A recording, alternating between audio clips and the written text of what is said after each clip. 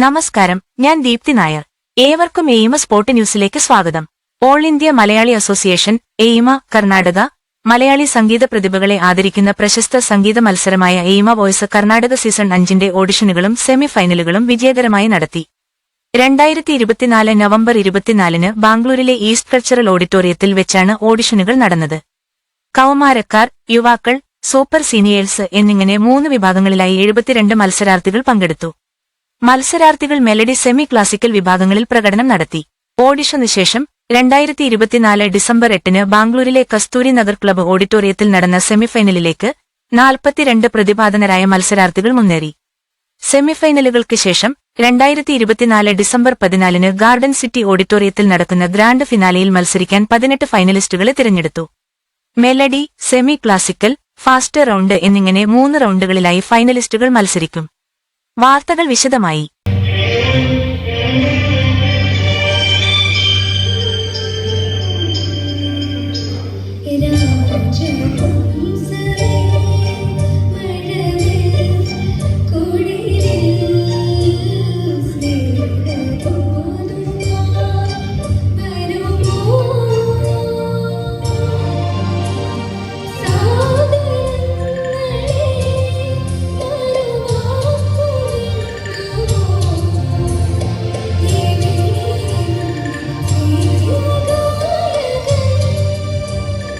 All India Malayali association AIMA Karnataka Malayali സമൂഹത്തിലെ സംഗീത പ്രതിഭകളെ പരിപോഷിപ്പിക്കുന്നതിനും പ്രോത്സാഹിപ്പിക്കുന്നതിനുമുള്ള ഒരു വേദി വാഗ്ദാനം ചെയ്തുകൊണ്ട് എയിമ വോയ്സ് കർണാടകയുടെ സീസൺ 5 വളരെ ആവേശത്തോടെ ആരംഭിച്ചു. 2024 നവംബർ 24-ന് ബാംഗ്ലൂരിലെ ഈസ്റ്റ് കൾച്ചറൽ ഓഡിറ്റോറിയത്തിലാണ് ആദ്യ റൗണ്ട് ഓഡിഷൻ നടന്നത്.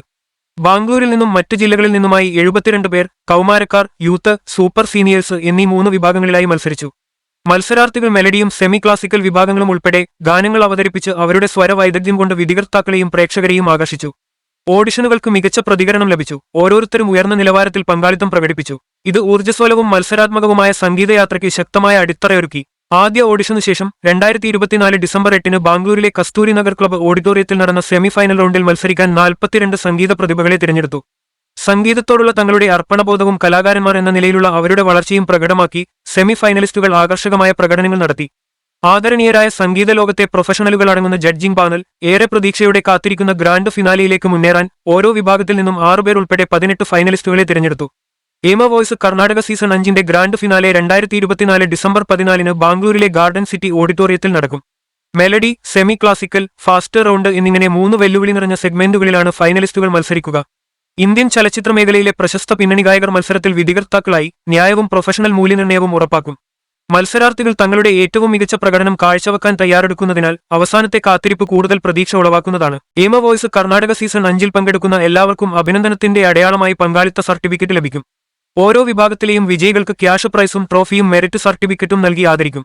മലയാളി സമൂഹത്തിലെ വളർന്നുവരുന്ന പ്രതിഭകളെ പ്രോത്സാഹിപ്പിക്കുന്നതിനൊപ്പം കലാപരമായ മികവ് അംഗീകരിക്കുന്നതിനും ആഘോഷിക്കുന്നതിനുമുള്ള എയിമ കർണാടകയുടെ പ്രതിബദ്ധത ഈ അവാർഡുകൾ പ്രതിഫലിപ്പിക്കുന്നു. മത്സരത്തെ തുടർന്ന് പൊതുസമ്മേളനവും സമാപന സമ്മേളനവും നടക്കും. എയിമ ദേശീയ president Shri Gokulam Gopalan, general secretary Shri KR Manoj എന്നിവരും വ്യവസായ പ്രമുഖരും സാമൂഹിക രാഷ്ട്രീയ സാംസ്കാരിക രംഗത്തെ പ്രമുഖരും സംബന്ധിക്കും. അവരുടെ സാന്നിധ്യം സംഗീതത്തിന്റെയും സമൂഹമനസ്സിന്റെയും ഈ ആഘോഷത്തിന് അന്തസ്സു കൂട്ടും.